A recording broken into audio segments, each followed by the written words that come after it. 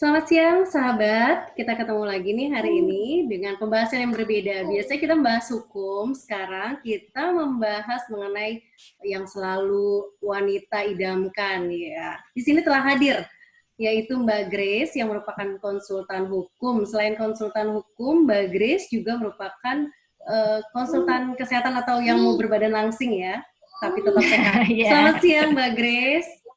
Selamat siang, Mbak Novi. Ya, wow. Apa kabar? Kalau dari Pipi tirus, baik-baik sehat. Karena kalau saya melihat postingan-postingan Mbak Grace ini menarik banget ya.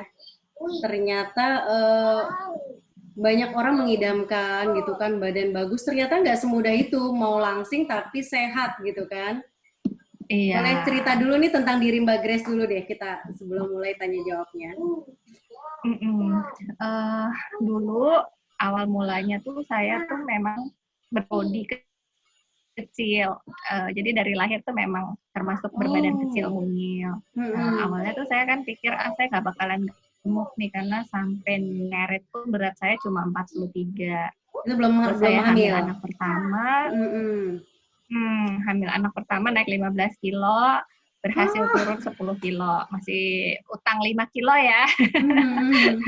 Ternyata utang itu tidak terbayar sekian tahun. Anak kedua itu lahir 7 tahun kemudian, bukannya turunin 5 kilo itu, tapi naik plus tambah bobot hamil. Jadi waktu start hamil itu di 53, tambah 15 kilo lagi. Jadi saya setiap kali hamil tuh naiknya 15 kilo. Nah, sampai akhirnya anak ketiga, berat saya tuh 72. Padahal saya tuh tinggi 152. Jadi kalau pas lagi naik tangga tuh rasanya bisa gelundung gitu. Akhirnya saking bulet banget gitu, dan itu memang pernah kejadian. Jadi waktu saya hamil anak kedua tuh saya jatuh gelundung gitu loh. Ya Allah. Terus hamil anak ketiga itu udah gendut banget ya. Nah pas habis ngelahirin anak ketiga itu kan turun tuh sekitar turun 10 ya, di 62 lah. Saya tuh masih hopeless nih, aduh kok berat banget ya 62, karena pada saat itu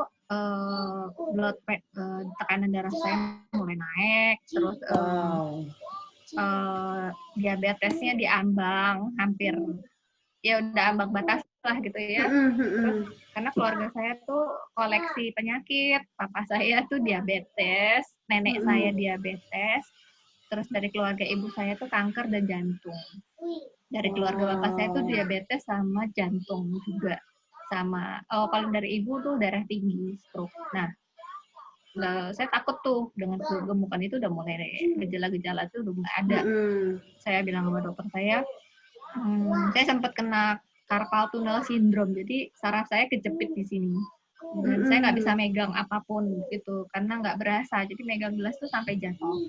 Nah karena habis hamil itu, habis melahir itu gejala seperti itu muncul semua, saya akhirnya tanya ke dokter kan. Dokter pasti jawabannya cuma satu, kurangi berat badan. But how gitu kan? Nggak sesimpel itu dong gitu. Iya, kurangin berat badannya tuh gimana? Karena saya tipe orang yang pengennya tuh ngemil ya, jelas gitu termasuk suka ngemil nggak sih Mbak Grace? Oh enggak, saya nggak suka ngemil. Saya tuh justru itu salah juga. Jadi manusia tuh sebenarnya harus ada ngemil, harus. Tapi ngemil nanti apa? kita masuk tahapnya nih. Tapi ngemil apa dan berapa banyak? Nah itu yang penting. Nah jadi singkat cerita, saya itu mencari, dalam pencarian ini saya sempat ikut slimming program yang harganya maaf boleh potong sedikit. Ini kita agak ngomongin tabu ya, kalau menurut orang luar tabu, tapi umur biar memacu bahwa umur sekian masih bisa kok. Iya. Itu umur berapa tuh? Menarik kan? Umur saya 42 tahun. Di saat yang kemarin itu, di saat yang ketika merasa kemarin mulai itu saya di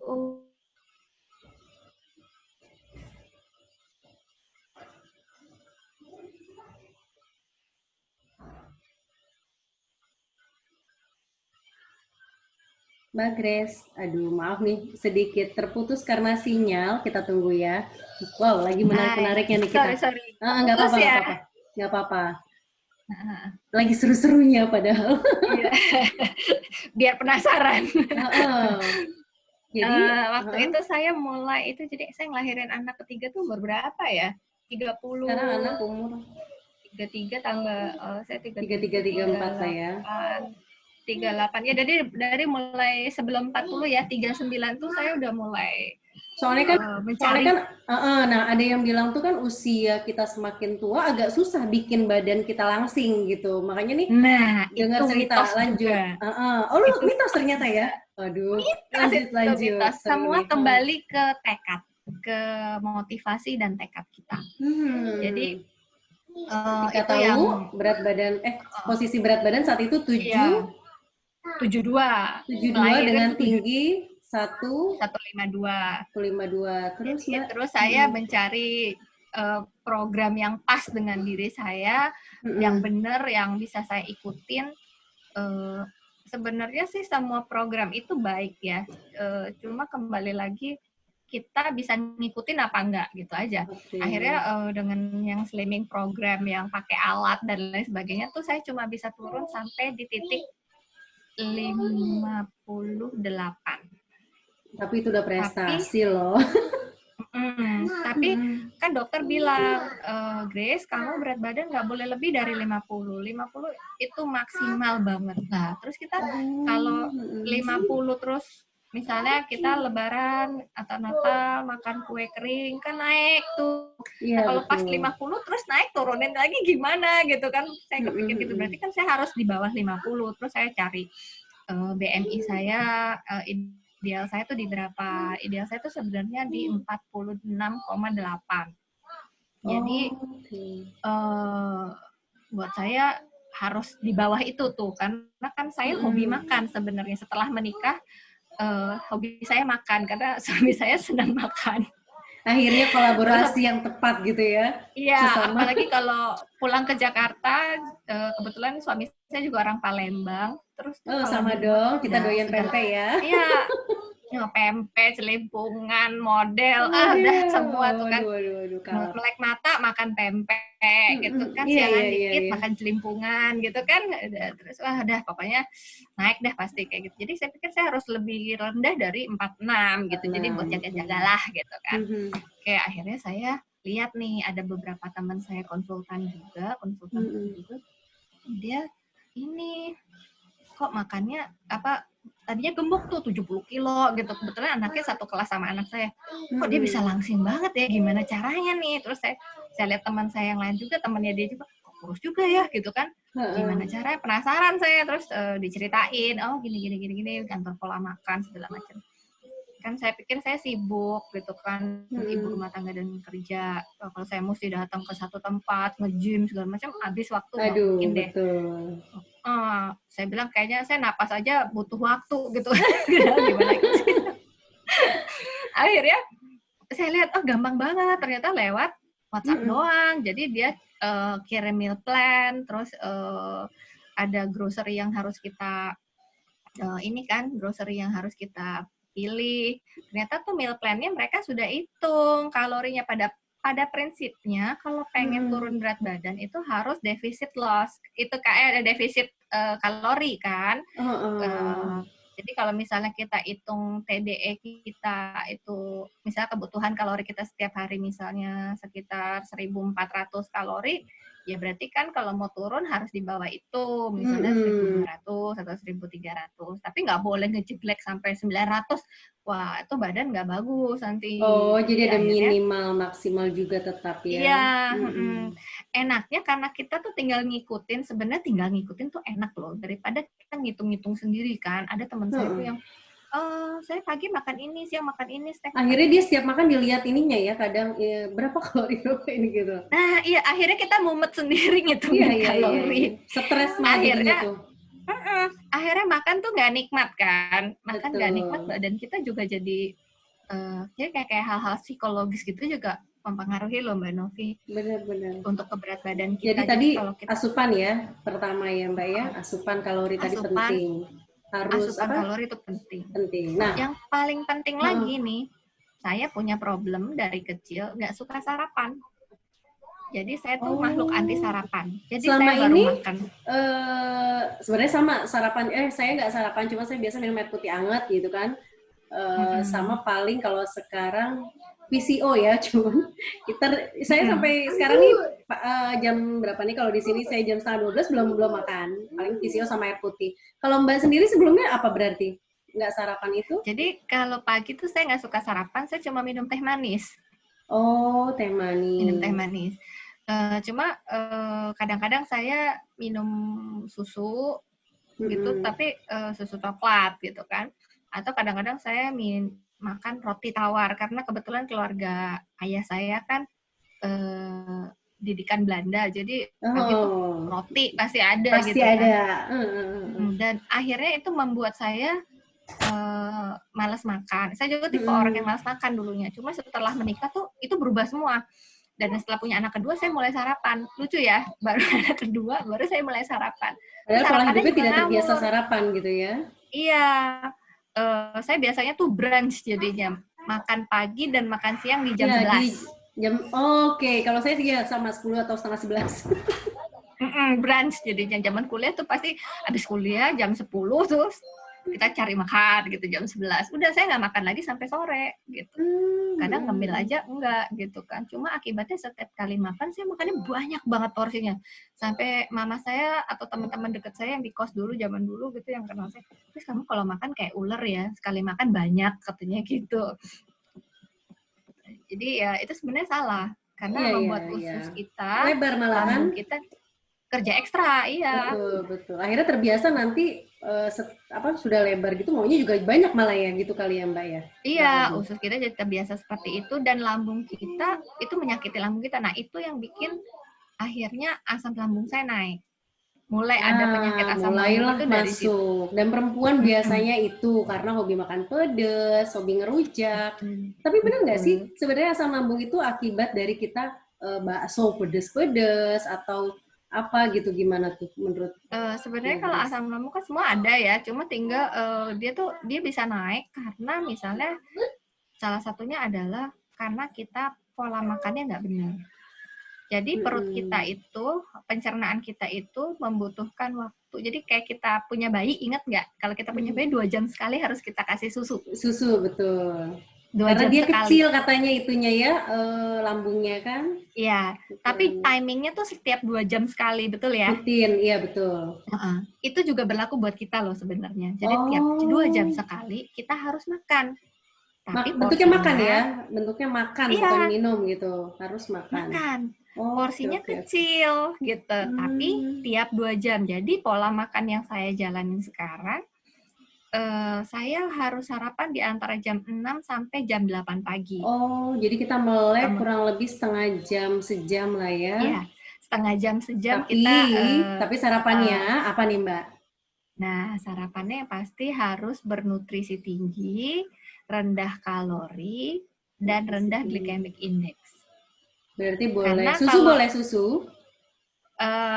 susu, kalau saya memang Susu sehat lah ya. pakainya, Susu pelangsing. Susu bahasanya nggak boleh saya susu saya pelangsing. minumnya saya minumnya satu nutrisi yang memang kandungannya full vitamin, protein. Oh iya, jadi Proteinnya itu semua. dari kedelai. Proteinnya dari Mm-mm. kedelai, tapi kedelainya yang udah dipisahkan purinnya. Jadi Hmm, orang yang takut kanker karena makan kedelai terlalu banyak nggak usah udah khawatir. karena Yang sudah asam tidak ada urat juga nggak usah kandungannya. khawatir. Mm-mm, Iya, mm-mm. dan itu glycemic index-nya rendah sekali, di bawah 20-an. Nah, itu yang baik sebenarnya. Kalau glycemic index-nya tinggi, itu tuh bikin kita diabetes. Dan kenapa? Karena glukosanya tinggi, kita gampang cepat lapar. Jadi pada saat kita makan, wah kenyang nih gitu kan. Tahu-tahu jam Mm-mm. 10 udah lapar banget gitu kan.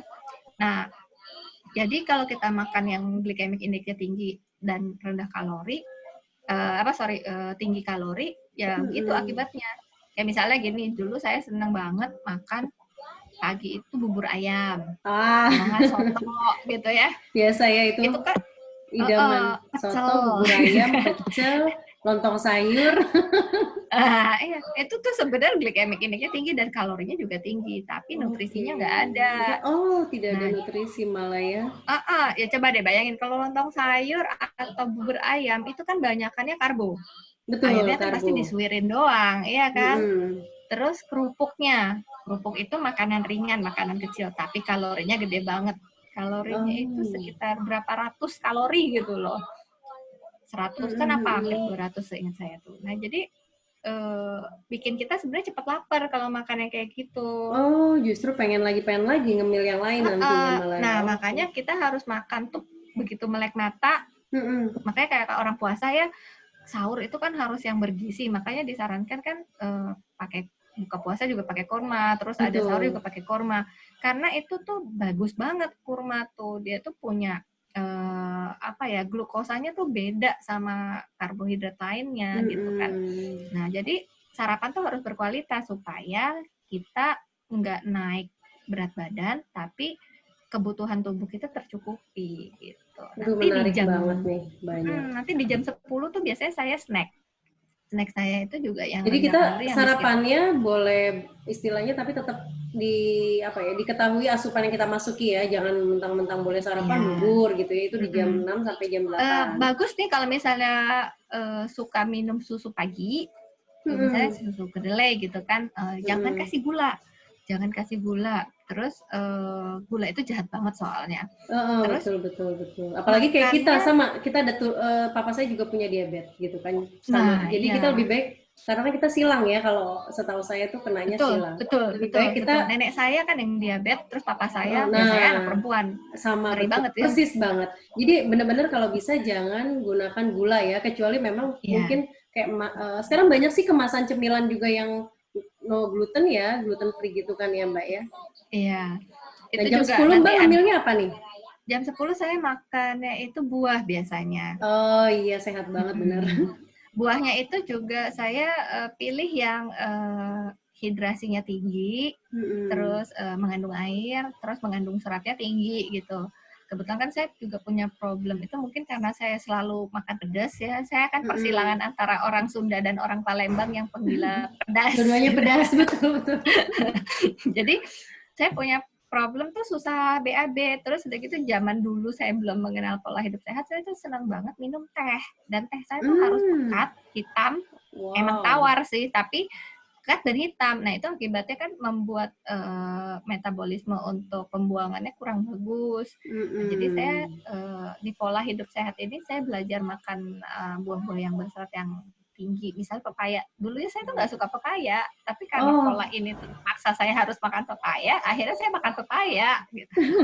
Jadinya hobi pepaya. Jadi makan pepaya. Jadi di jam 10 itu utamakan buah ya Mbak ya, buahnya yang berserat, pepaya, pir, apel boleh, apel. Apel boleh, apel kalau mau lebih langsing tuh makannya apel hijau. Granny Smith kayak gitu ya. Pedes, asam-asam gitu ya. Asam gitu. Malang. Tapi saya nggak kuat. Saya kalau Granny Smith nggak kuat. Jadi saya apel Malang biasanya, apel Malang. Oh, lebih manis ya sedikit ya. Iya, apel Malang lebih manis. Yang cherry gitu yang kecil-kecil itu loh. Apel cherry mana lagi tuh yang kecil-kecil. Nah, terus pir boleh, semangka boleh. Terus pir semangka saya biasanya makannya itu, jeruk boleh. Oke, nah lanjut ke siang. Setelah itu cukup makan buahnya. Jangan gorengan itu, ya. Ibu-ibu gorengan itu bakso. Haram. boleh digoreng, tapi minyaknya pakai olive oil. Betul. Tapi saya pakai olive oil, mahal banget. Daripada gitu saya mendingan gak usah makan gorengan. Sesekali lah kalau rindu ya Mbak. Iya, kalau rindu ya. Jadi kalau saya udah berhasil turun, udah bagus, nggak nakal, bolehlah ngambil satu. Gitu kan gini ya, Mbak Grace juga tentu tidak terus turun ada minimum. Oh iya, saya harus berat badan tadi di 46 sekian gitu kan ya. Iya. Kalau sudah di posisi udah maintain nih. Nah, kalau maintain boleh lah ya. Misalnya maksudnya kita bisa ngukur, aduh rindu nih gitu, gorengan sendirilah misalkan. Kan sesekali nggak masalah ya kalau cheating bahasa kita gitu ya, cheating sedikit. Boleh. Jadi gini loh, kalau kita punya ukuran tuh cheating boleh 20% lah gitu. Tapi kalau batasnya 20% ya jangan 20% dipolin gitu kan. Ya udahlah 10 gitu, 15 gitu lah ya. Habis itu ya balik lagi on track. Jadi supaya jadi kalaupun naik misalnya kayak kemarin saya sempat terus terang karena PSBB ini rada kacau ya pikirannya, rada-rada stres dikit, jadi kadang kurang susah tidur. Nah, susah tidur atau tidur malam, tidurku pengaruh juga. 7 jam. Iya, itu pengaruh banget. Langsung naik loh berat badan. Mbak, aduh sorry banget nih, kita waktu terbatas, tapi kita kembali lagi ya Mbak ya, nextnya bahas ini ya. Oke, tunggu ya sahabat semua. Di sini tetap Mbak Grace akan hadir untuk membahas healthy life. Oke, bye. Oke, bye-bye.